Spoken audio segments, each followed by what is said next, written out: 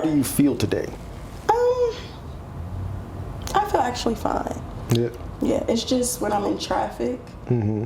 it makes me angry. I dig it. That's why I leave early. Mm-hmm. Yeah. Yeah. Michelle, where do you get your sense of style from? Or your interest in art and style?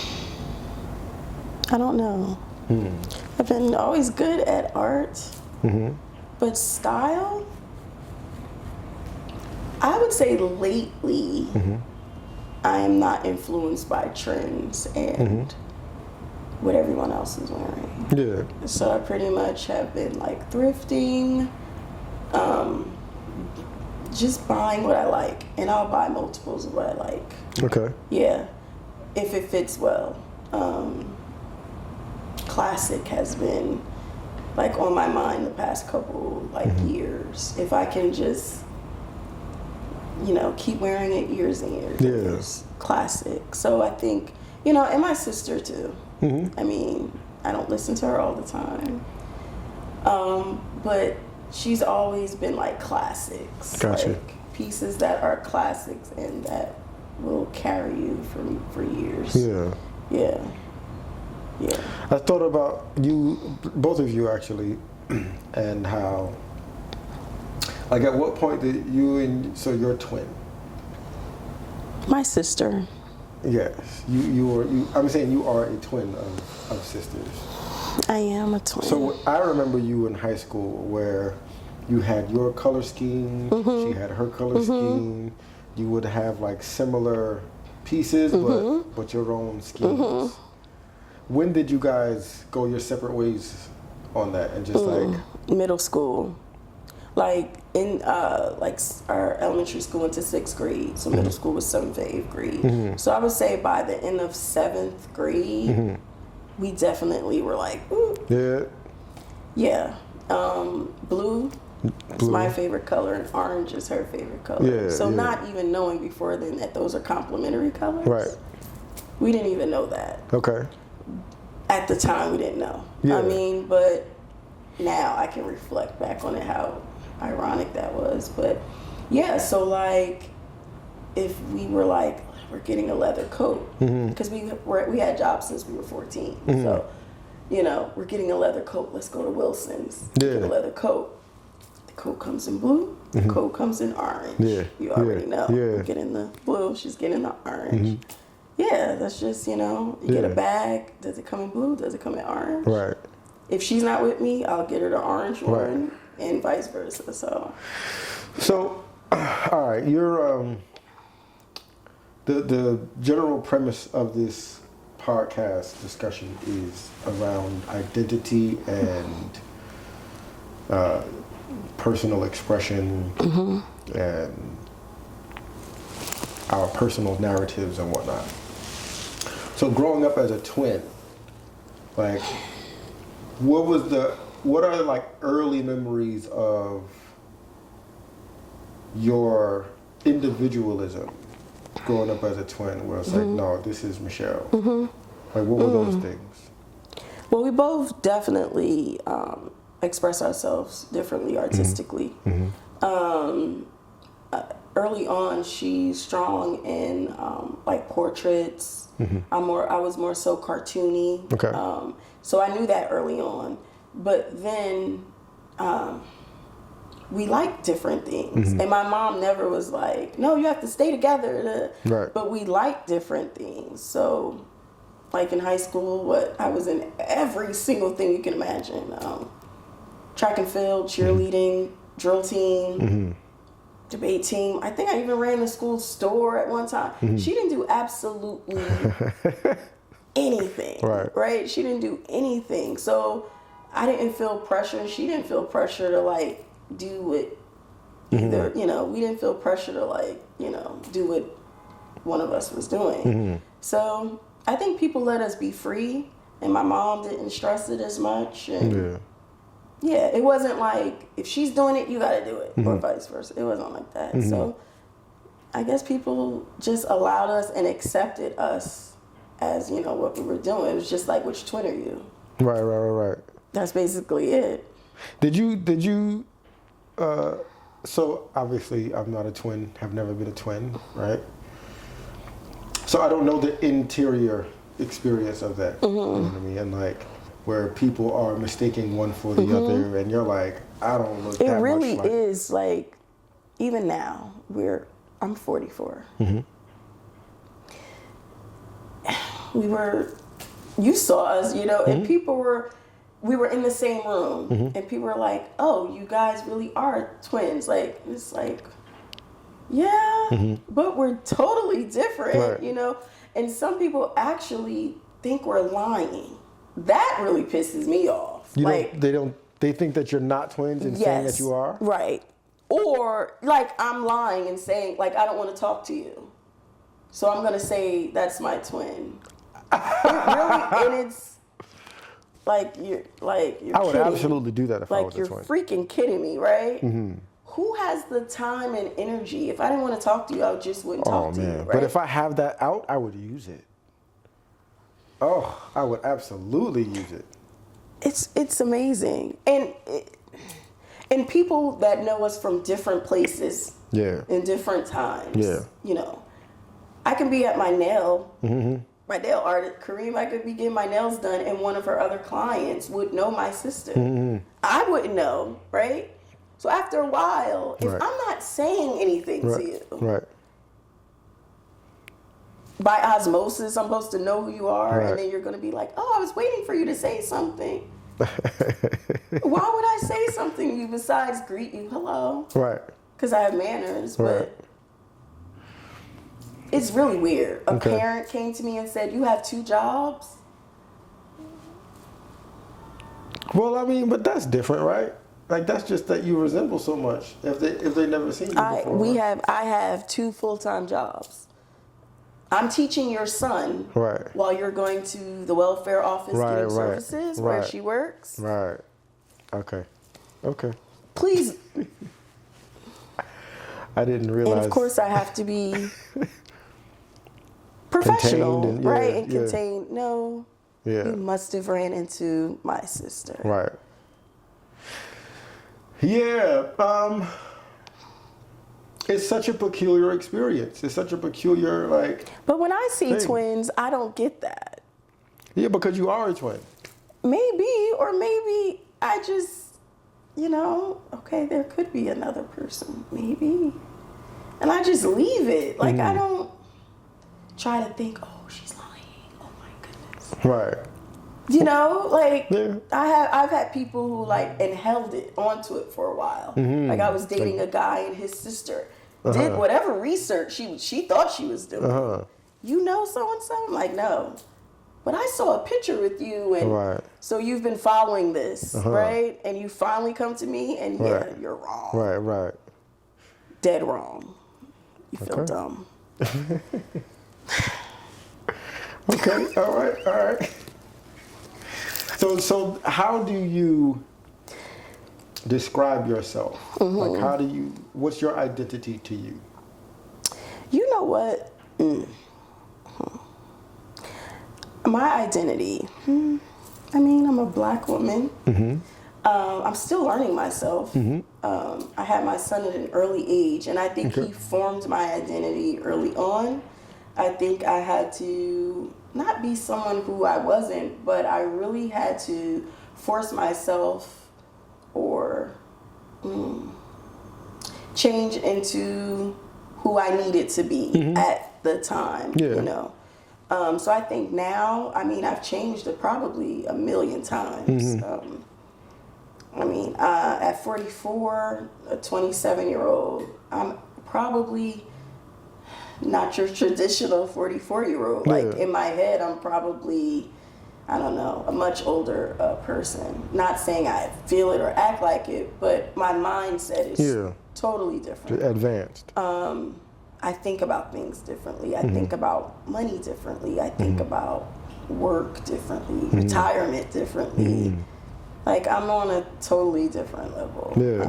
So I think my identity has changed over time, but I think it's alongside my son, I guess, in a way. Yeah. And then there's you, the artist. Yeah, and I have to work on that because I think of myself more as an art educator than an artist first. I know. Okay, but it's still in there, like. It is. But an art educator is different. Yeah. Yeah. So what's your approach to art education? Anybody, like I can teach anybody. Why? Because I don't know, I just can. Like I just feel like, you know, I've taught all grades, all ages, you know, alternative ed. Like I can somehow, my superpower is making others believe that they can do artwork. Like I have, you know, I know, you know, I'm into spirituality and stuff like that. So I've been told that I have a nurturing spirit, which is, I knew that already. But, you know, I'm a Cancer, you know, I have a nurturing spirit, but also what comes with that is a manipulation, right? And I know that, and I use it for good.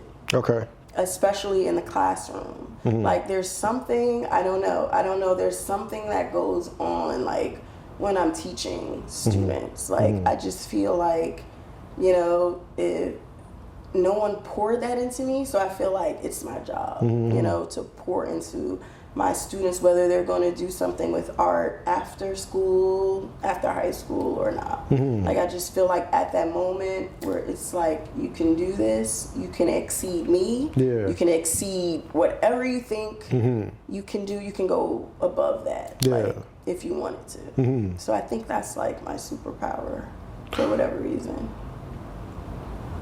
At what point did you decide you wanted to be an art educator? When I was in college, so I had Javon, my summer before my senior year. Okay. So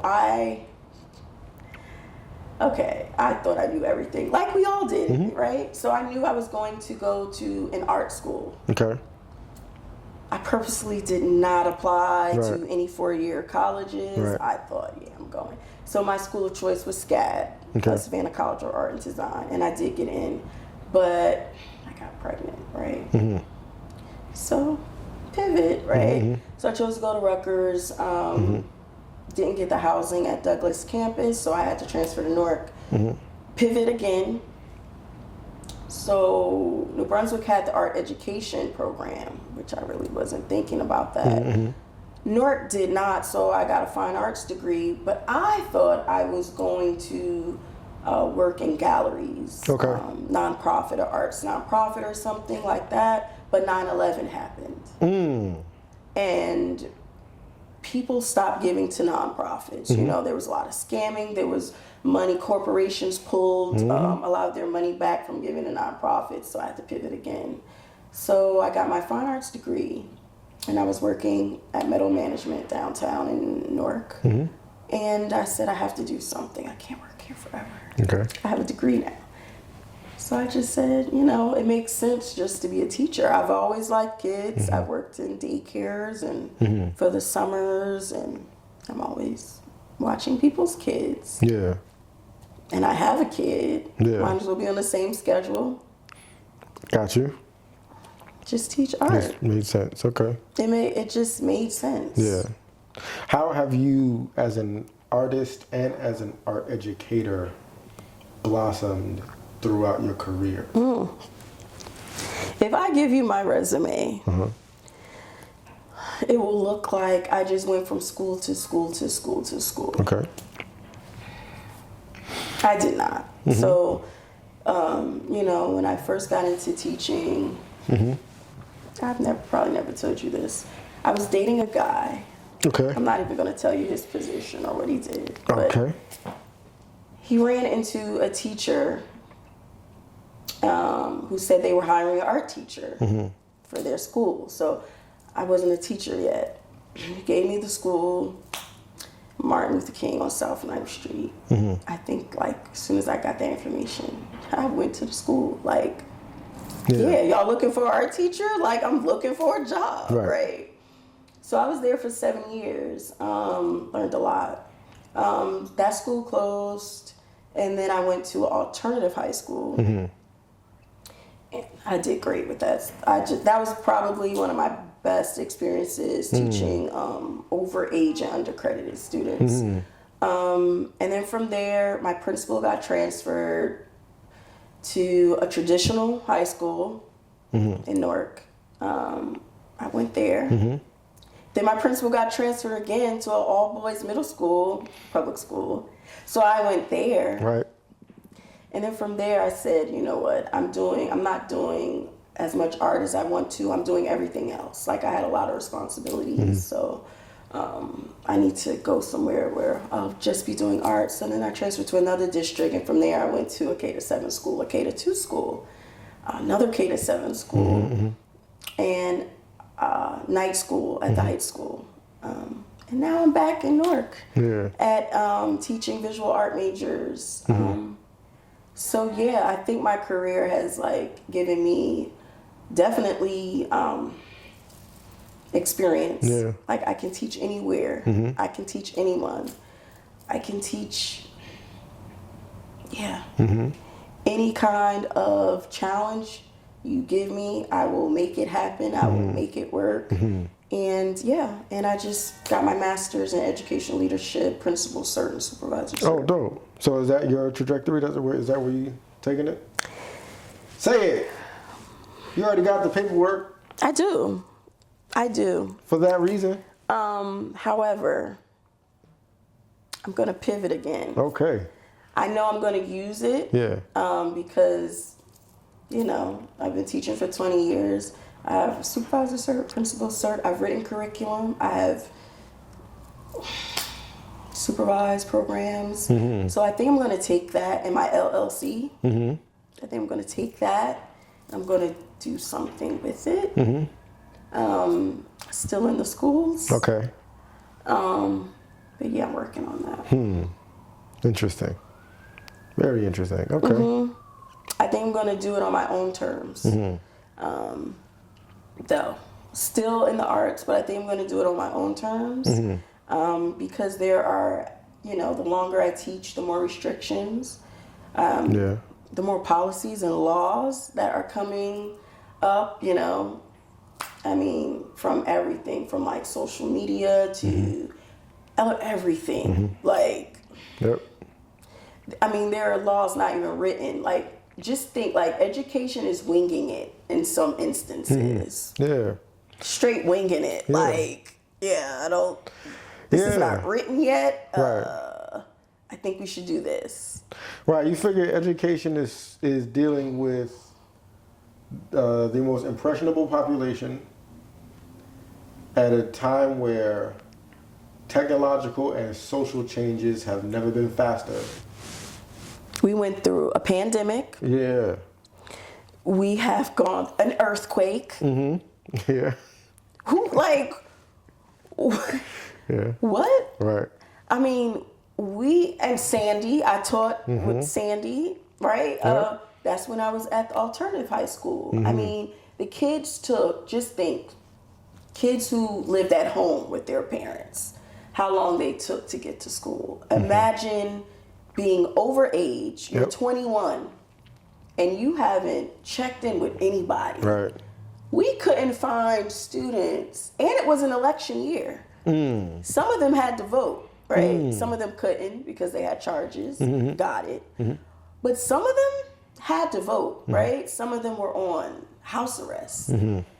They had to report that their probation off. Like, it was, Wow. It's a time in education where there's nothing written.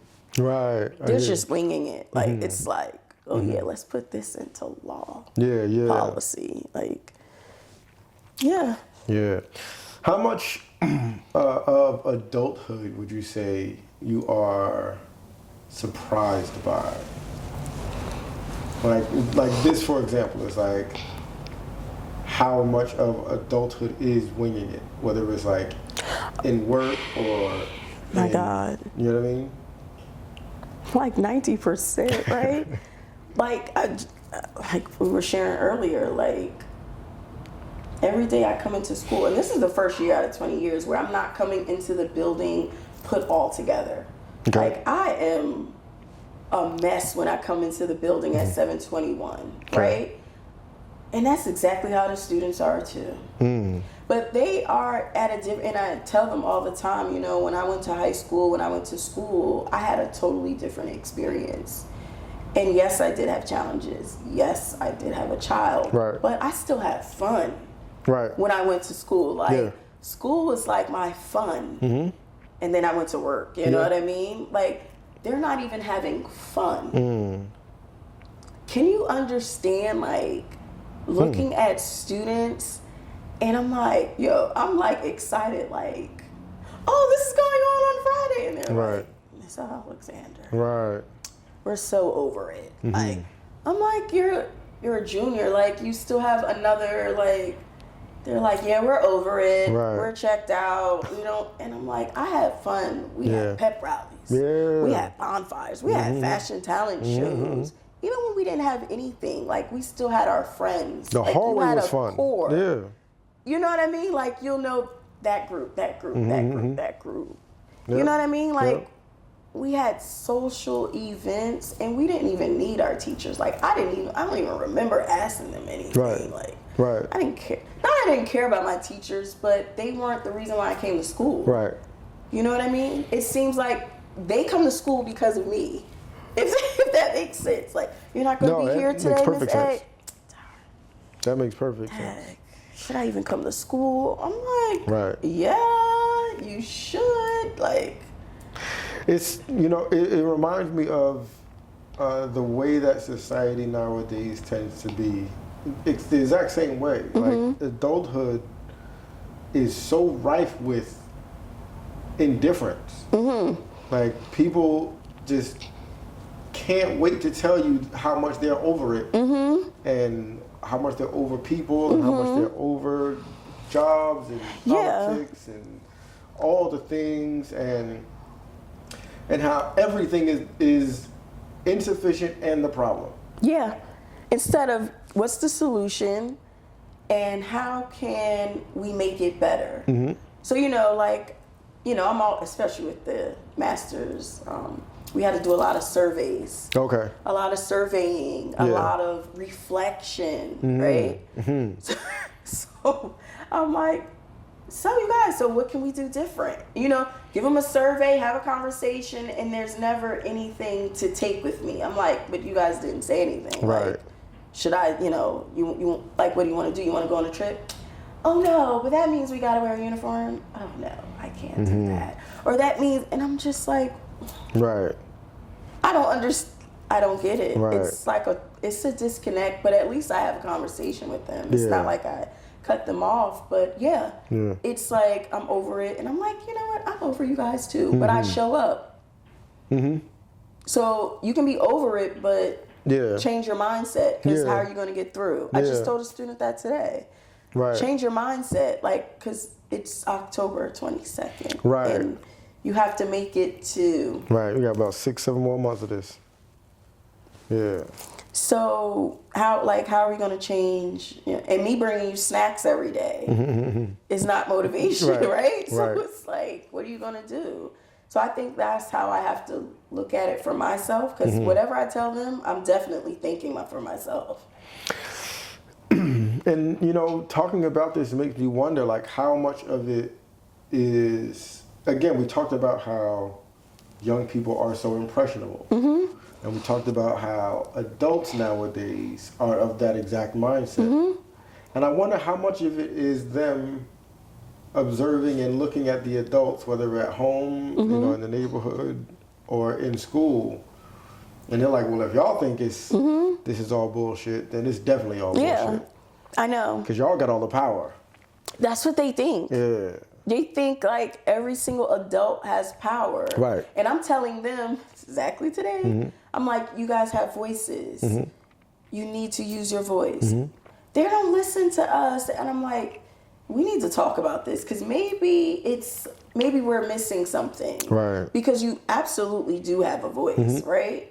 And they're like, no, so we're going back and forth every day, back and forth, because they don't believe they have a voice. And I'm like, Yeah, if you don't believe you have a voice, you won't open your mouth. Right. So I can't always advocate for you, because it's gonna just come from me. Yeah. You have to at some point, with respect, Yeah. because I always say give respect, get respect. With respect, what are you doing to speak up? How is it like? So yeah, we haven't gotten to that yet. Yeah. But and I told them today. It's funny because they laugh at me. I'm like, I am disheartened, like drama, because you have to be an actor, to be a teacher some way. Gotcha. I'm disheartened. My heart is broken that you guys feel like you don't have a voice. Right. You know, they're like, oh, it's Alex, and I'm like, no. You know, like I just feel like you guys should have better opportunities than I have. So I'm like, you know, I'll work with you guys. Yeah. So yeah, I try, like I really do. Yeah. So we'll see. I mean, I have broken rules in the past, but I didn't have a principal cert. All that. I mean, I break rules. Yeah. I've gone toe to toe for my students. Like I've done things that, of course, staff has not approved of. I fought for them to have experiences for them to have. Right. I mean, am I willing to do that now? Yes. I can say yes. Yes, I am. But I have to do it differently. Yeah. So I have to figure it out. Yeah. That's something that I'm really fascinated by and interested in general. Like What? Power and how we take our own power or how we assume our own power in life. And how commonly there is this assumption of powerlessness. And like can't is just way too accessible. Defeat. I told my students, you guys are defeated. Yeah. And I'm like, I can't deal with the defeat mentality. And I think, you know, individually, all of us have that issue as well, like giving others our power. Right. You know what I mean? And I probably strive in that kind of environment because if you tell me I can't do something, Right. I'm gonna do it. Yeah. Fortunately, like I had to come to the realization like a few years ago, like that is exactly how I live like my life. Like you can't do that. Right. You can't do that. Yep, got you. Right. Did it. Right. And it was to the point where, you know, like when I was getting my master's, everyone was saying, you can do it. I'm like, don't say that. Say I can't. Say that. So it's like I had to show some discipline and, you know, pull through. But it's like everyone has been telling me since I was, 16, 17, you can't. You can't. You can't be a single mom and go to school. You can't do that. You can't do that. Right. I'm like, yeah, I'll prove you wrong. Yeah. Prove you wrong. Yeah, that's so interesting. Because, like, you know, being around artists and creatives as much as I am, the flip side to the powerlessness narrative is the resistance narrative, where, like, artists and creatives tend to assume a role of the rebel and the resistor of whatever the institution or the powers that be or what have you. And it's like, and if there's no war to be fought, then they're not active. Right. It's like, well, that can't be where all your art comes from. You gotta create from creation, not just from opposing destruction. Like you gotta just give up. Yeah. And it's like, well, how do you bloom and blossom and grow? As opposed to like fight and resist and rebel. You have to have some kind of discipline. Like it's something in you, right? No one can teach it. And that's what I learned. Like, you know, when you're not fighting, when you're not resisting, when you're not trying to get funds, trying to get money, trying to get this funded, trying to get supplies, which I was at, you know, my second district that I went to, everything was given to me. Yeah. And I was like, what? Right. I have a budget of... Right. How much? $5,000. Yeah. What? I used to work with a budget of $500. Right. And you're giving me $5,000. Right. Oh, whew. what am I going to do? Yeah. So I think now having that difference, compare and contrast from one district to the next, I think now probably I do. Yeah. I am different because of it. Yeah. I know a lot of people who have stayed in one district and they have been torn down, bitter. For sure. You know what I mean? So, and I guess I was the one who escaped. They tell me escaped and made it. Okay. And so my mentality has changed. Yeah. So for me, I'm like, what? That costs how much? Okay, I'll get it. My students, I need my students to do a program with them. Let me just email them. I don't care if they don't work. Let's go. Let's get it. Yeah. Like, you know what I mean? Yeah. Like, oh, my students are visual art majors. I might have a tattoo artist come talk to them, nail artist, a stylist, photographer. They're going to see every single kind of artist just in case they want to do something. Right. You know what I mean? I'm not going to wait for someone to say, oh, I have this person. I'm not waiting. Why? When they have dreams, they have ideas, even though they're not as verbal as we were in high school, they tend to be in the background talking. They don't really speak up when they're asked to. So I tend to just do it. Yeah.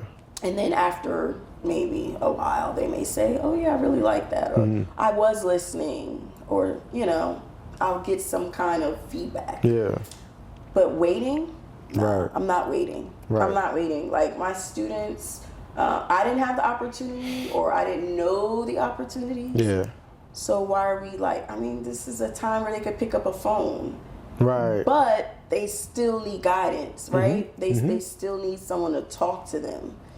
They can pick up a phone, but that's not understanding. they're not internalizing it, yeah. right? They still need to talk to someone. You know what I mean? So one of my students is going to a tattoo shop because of me every week. Yeah. And I hope, you know, he gets an apprentice from that. Yeah. You know, I'm just listening to what they like and I'm just contacting people. Like, I'm not even asking. Right. Right.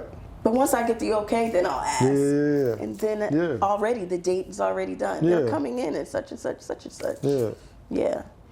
What would you say are like some of your favorite things about you present day? I'm very laid back. At first, I used to try to not be so laid back because, you know, back, I don't know if you remember, but like back in the day, if you were loud, you got attention. You know what I mean? And some students actually think that's still true. But I enjoy being laid back, observant, and then speaking when I have something to say. Because I think your word is valued more. Because when you speak, oh, now she's speaking, she must have something to say. Yeah. I just feel like, you know, sometimes we talk too much. We don't listen. And I would say I like that about myself. Like I'm laid back, I'm nurturing. For some reason, people feel like I am comfortable. I am home, I guess, a safe space. Okay.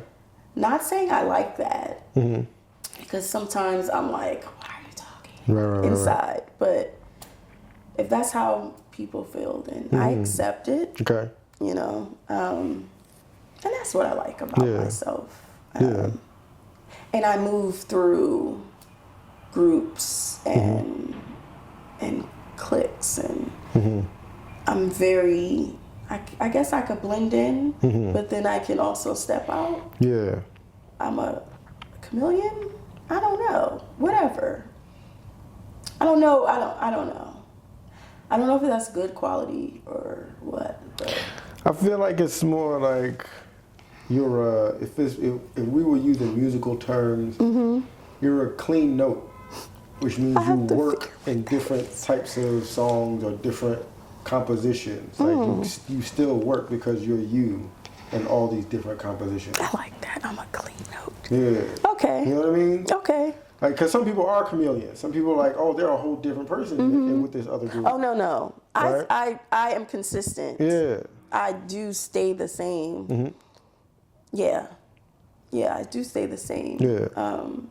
But if you know me, you know, I'm probably funny, you know. Mm-hmm. I do have a sense of humor. Mm-hmm. I'm sarcastic.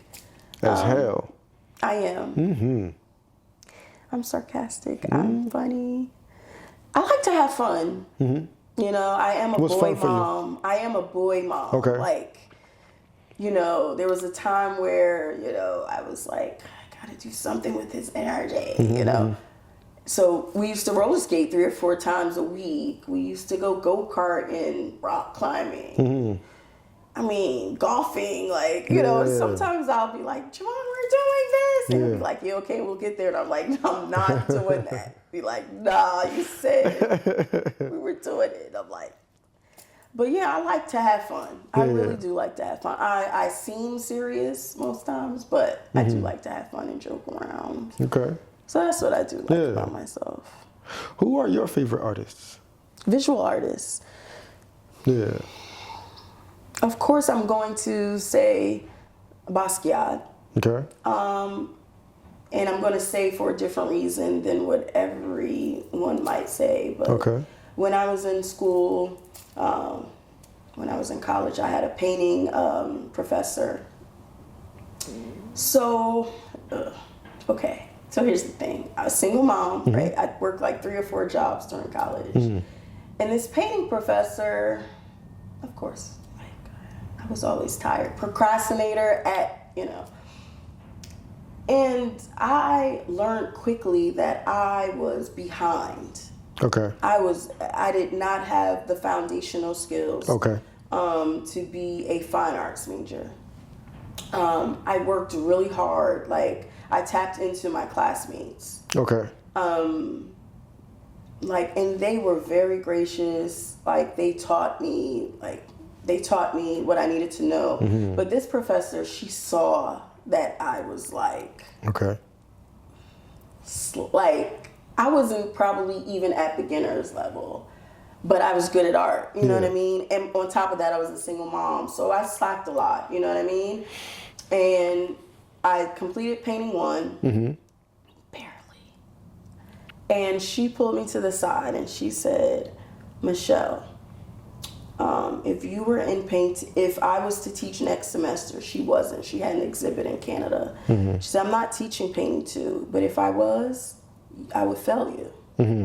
She said, I would fail you because your artwork reminds me of Basquiat. I went straight to the library. I didn't know who he was. Right? I'm looking him up.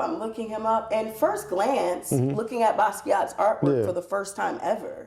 I'm like, what the fuck? Ooh. That's kind of right. What the fuck? Yeah. Did she mean to offend me? Like, was this, you know what I mean? Like, I'm like, this bitch, did she mean to offend me, right? So I started studying on Basquiat, learning about, you know, his history, his background. I started to like him. Yeah. Like, okay, you meant that for my bad, right? You meant that for my bad. Right. But to this day, I teach my students about Basquiat, and I tell them, don't look at, you know, and I tell everyone, even when I'm vending, don't look at what the artist has in front of you. That is not the extent of their creativeness, right? That's what they're willing to give you right now, right? And there is probably a history, right? So you judging someone by their artwork, like, you have no idea. You have absolutely no idea. So that's why I love Basquiat. I love everything about him, what he stood for, what he didn't stand for. You know, I went to the exhibit and I was a little disappointed about King Pleasure. Oh yeah, Basquiat's done by his family. Yeah, what were you disappointed about? It's not a story. I don't think they're the family. Yeah. I feel like they didn't give us anything that we didn't already know. Really? Well, as a family, you're I know into it. I know. But like the So, general I public. totally get it. Okay.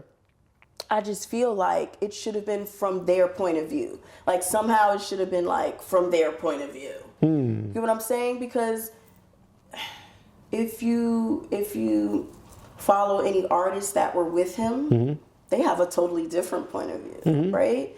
So I just feel like it wasn't the way it was represented or presented.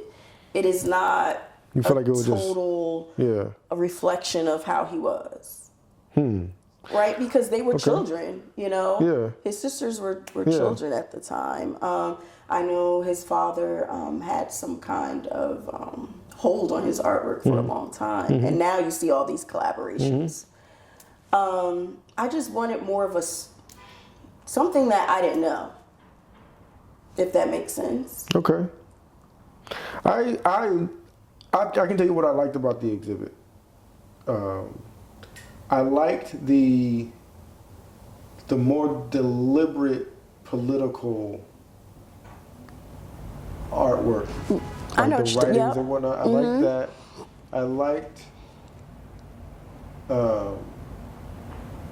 I liked seeing unfinished art, like stuff that was just like he scribbled, right? Yeah. I really enjoyed seeing that. I enjoyed seeing like the installation of his studio? Not his studio, but his living room and kitchen and where like he grew where they up. lived. Yeah, like what that was like. I wanted more of that. Yeah. Does that make sense? That, I wanted more of like I wanted more the person. of that. Mm-hmm. Yeah. The brother. Yeah. Yeah, I hear you. Does that make sense? Like it does. I wonder how much more of the brother there was like from them though. You know what I mean? Like, cause I think about myself and my older siblings. I couldn't tell you what they were doing at 20, cause they were too far older than me for me to have a point of view on it. You know what I mean? But I absolutely get your point of view, and like, there's definitely something. Yeah. You know, and maybe it was like there was more opportunity for them to do some storytelling of their own. Yeah, totally get that, because they brought in, their spouses. Because if you watch the video at the end, their spouses, their children, how they're carrying on the legacy. Right. And I do follow his sister on Instagram as well. Yeah, and maybe that's just because of me, because I know, Yeah. But I love the exhibit, but I just was like disappointed in not seeing more of. That's all. Who else do you like? Give it. Yeah. Virgil Abloh. The more I researched, I saw his exhibit as well at the Brooklyn Museum. I like a lot of artists now, contemporary artists. Basquiat Maclean Thomas. I love Kehinde Wiley's artwork. His storytelling, how he took the mugshot, from the mugshot to the portrait of non-traditional people in portraits. I just like hearing stories about the artworks, and then I can relate it to my students. Yeah. What about like emerging artists or local artists or of course, Daniel Scott.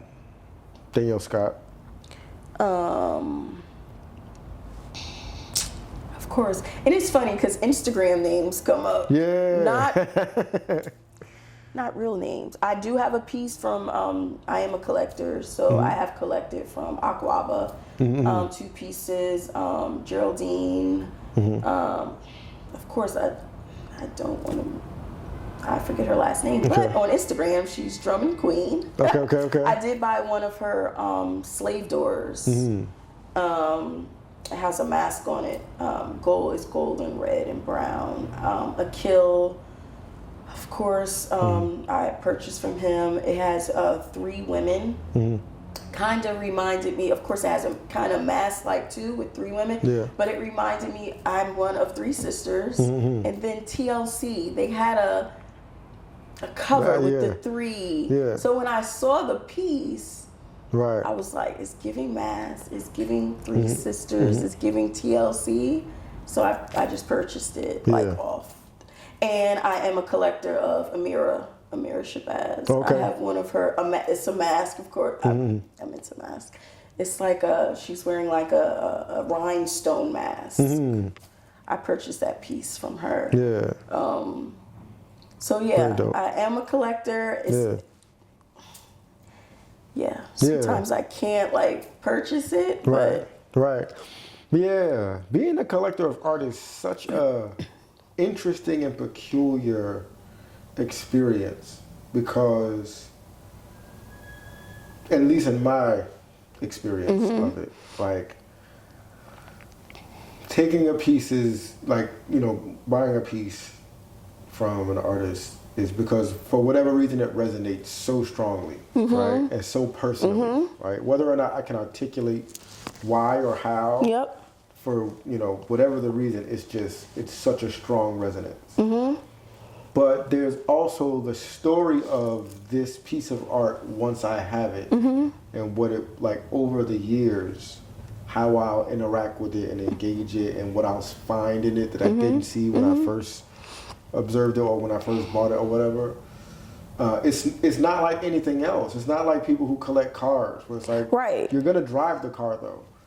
I'm not gonna do anything with this piece of art, but look at it and like study it, and and it's still gonna do things over the course of time. There's so many, and I don't want to say I can't. Investing in the artwork that resonates with me, oh my God, like Kervin's artwork, oil painting. Yeah. I mean, I saw a piece, and so many of the artists from the New York Arts Festival I follow, I know, like if I had the money to purchase, I would have my own probably gallery of just my collection. Absolutely. Right?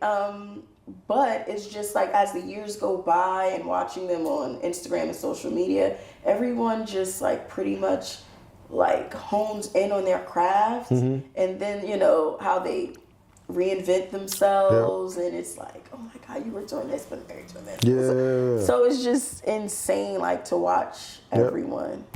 If I had the money, if I had the money to just purchase at least one piece from everyone, I would just pass it down. Right. Like that would be my, because it's that valuable. It really is that valuable.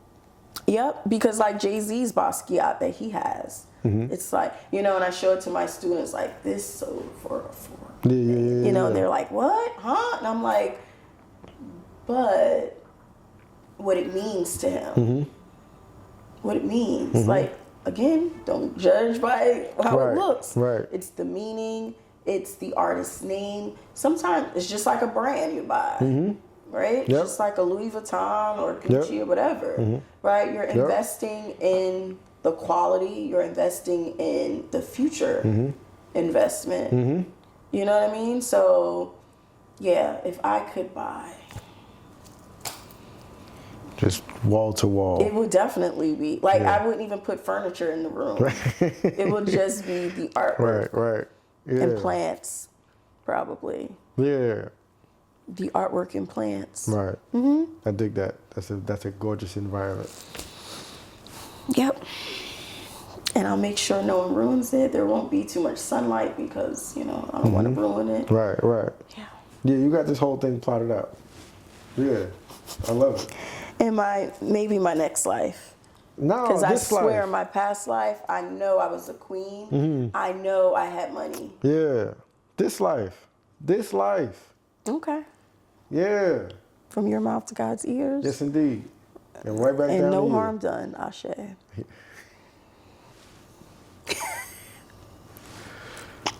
I don't know if I want to talk anymore after that. That's like, that was beautiful. And no harm done, because I don't want any harm done to anyone. No. But yeah. Let it come. Yeah. Inshallah, let's go. Do you, what is your belief in terms of your future? Your present and your future? know. I do know.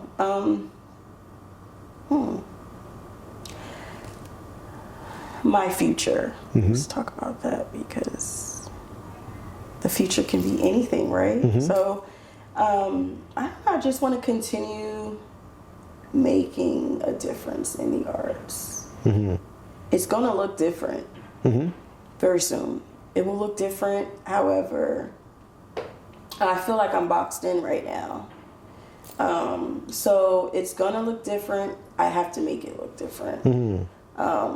And I'm open to the possibilities of how I can bring the arts to students, possibly students with disabilities, in the community, in a different way. Yeah, you are so very different. Like, when I think about art teachers, art educators, when I was younger, whatever, 30 years ago, I never looked at any of them and thought, oh, you're also an artist. Like, nobody presented that. They just, oh, you can paint, you have a skill, you can paint, or you understand this curriculum in a way to teach it. But I never thought that, oh, you live that. You know what I mean? And I don't think that is anything that I observed or believed by any teacher. Like some of the gym teachers were in more shape in sports, than other things, they still did sports, but like, generally speaking, we didn't think our teachers were actually still in the field. Right. And most of them weren't. They just were not. Or even interested in the field. Right. Outside this job, most of them were not interested in their field. No. And now it's totally different. Like, or maybe because I'm in it, maybe. But now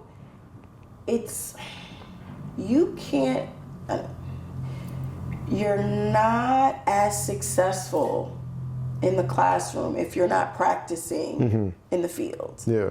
Things are changing in real time. Yeah.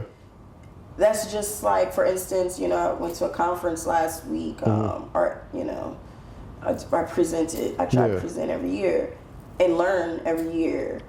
Even with ceramics. There was a ceramics workshop incorporating 3D design and ceramic, traditional, both together. Yeah. I'm just like, I don't even teach ceramics, but I sat in on that workshop because I'm like, that's so cool. You know what I mean? And not saying you're going to be successful at both. Right. But let's see what happens. Yeah. Right? Let's see what happens. Or like, even I'm learning about different careers in the arts. So who knew, like, there are glass blowing artists, yes. But there are glass blowing artists who work with scientists to create glass for experimentation. So of course I'm bringing all of my students, like, guess what I learned? Guess what? So even if they're not interested, but someone may be listening, someone, so it's like now careers are collaborating different specialties with the arts, so I went to SCAD, full circle moment. Yeah, of course. I didn't get to go 30 years ago or 20-some years ago, but I got to go. Right. So they have like over 100 like creative degrees: fragrance design, textile design, and not saying you have to be have a career in whatever degree you get. Sometimes you get a degree in that, but you end up somewhere else. So one of the she's a muralist, and she came back. She's SCAD alum. She did the workshop with me.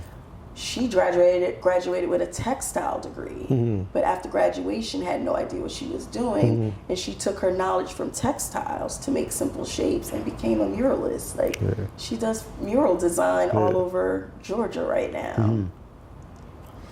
So yeah, sometimes it's not so clear cut. Right. You know what I mean? Right. And I think students need to know that. Yeah. Like you don't have to have it all planned out, Yeah. right? You don't have to. Yeah. Right? Yeah, and I think that there's another difference nowadays than, you know, in years past was like the ability to have a personal brand now allows you more access to your interests. Mm-hmm. You know what I mean? Like, And they can all merge. Yeah. At one point. Like it's really interesting. I think we didn't have that. No. Like, we didn't have not like access to that. Right. You And know? but like because you're not having a like, you know, the poor artist, for example, is it means something in the world in that people are wearing these items, people have these items in their home, people are talking about it, people are engaging with it on the internet. So when the poor artist reaches out to a glass blowing studio or whatever, it's like, well, yes, she's an art educator at such and such school, but she's also a brand in and of herself.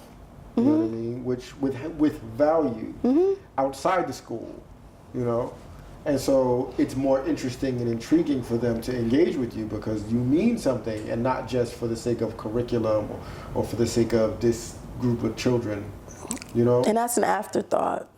Because I get in. Yeah. I get in as an art educator, and then afterwards, that's when I'm like, oh yeah, by the way, I'm the poor artist. Yeah. P-O-U-R, But there's also like P-O-U-R. P-O-U-R. P-O-U-R. But yeah, so there's like, you know, when I was at various schools, like we've done things, you know, and that's how I got in, you know, it's like, because you can't say no to kids. Right. I dare you to say no to my kids, right? Like, I dare you to say no to my kids. You're not going to do that, right? So let us in. We'll do good. Yes. We won't ruin anything. Right. You know, it's for the sake of art. And then after the fact, it's like, yeah, by the way, I'm the poor artist. You know? So, and by the way, I do have a pin for you. I did do you a pin for you. Oh, awesome. Thank you. I did. I didn't forget. Sweet. Yeah, I did. Well, I have a body butter for you. Thank you so much for coming through, Michelle. You're welcome. I really, really appreciate it. You're welcome. You know? See? I don't know the last time we had a conversation this long. Yeah, it's been several years. Yeah. Yeah, and you've been 80s like 100 times. Yeah, and yeah, I've yeah. been Michelle 100 Shelly? times over. Shelly, yes, 100 times over. Yeah. Yeah. You are appreciated. Thank you. I appreciate you for inviting me. Yes.